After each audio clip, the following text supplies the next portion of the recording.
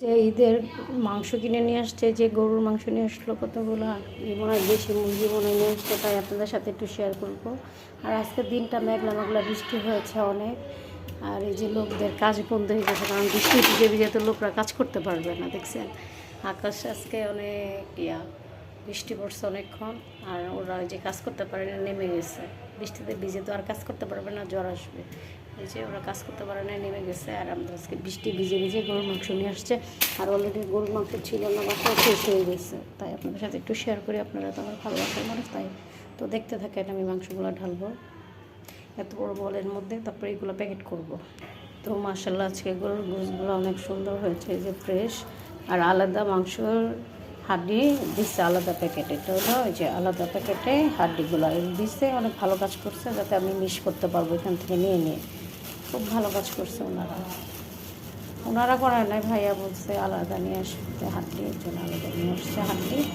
আর এই যে গোশগুলো আজকে অনেক সুন্দর হয়েছে, মাশাআল্লাহ মাশাআল্লাহ বলতে হবে, তাজা ফ্রেশ। আর এটা আলাদা হাড্ডি দিচ্ছে, ওর সাথে প্যাকেট করবো যখন মিস করে নেব। এগুলো যে হাড্ডি দিচ্ছে। আর এই যে 4টা সোনালি মুরগি আনছে, 1টা 2টা 3টা 4টা সোনালি মুরগি আনছে। তো এটি এখন প্যাকেট করার পালা। তো আপনাদের সাথে শেয়ার করলাম। তো আমার ভালোবাসার মানুষগুলো কেমন আছে বা কেমন হয়েছে কমেন্ট করে জানাই।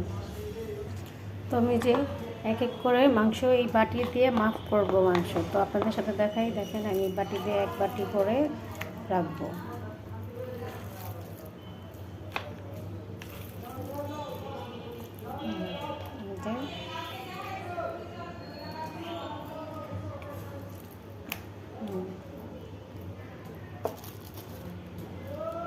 যে হাড্ডি দিয়ে দিলাম,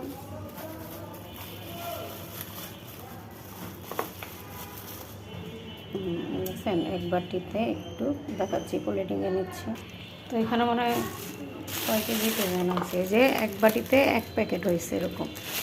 তো যেভাবে করে প্যাকেট রাখবো, যাতে মেহমান আসলেও যাতে একটা প্যাকেট বের করে তারপর রান্না করে ফেলতে পারে। তো এক এক করে এইভাবেই মাপ করে প্যাকেট করতে থাকি, আপনারা আমার সাথে দেখতে থাকেন, ভালো লাগবে। তো এতগুলো গোশগুলো 9 প্যাকেট হয়েছে মাত্র। এখন এগুলো ফ্রিজে রাখতে হবে।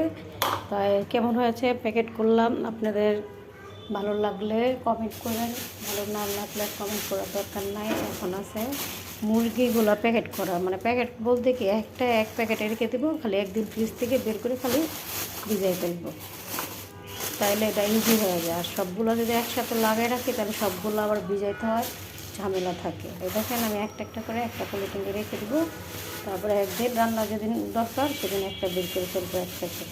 তাহলে কতটা ভালো না আমার জন্য, ইজি। তো আপনারা আমার মতো এরকম করেন কিনা একটু কমেন্ট করে বলবেন। তো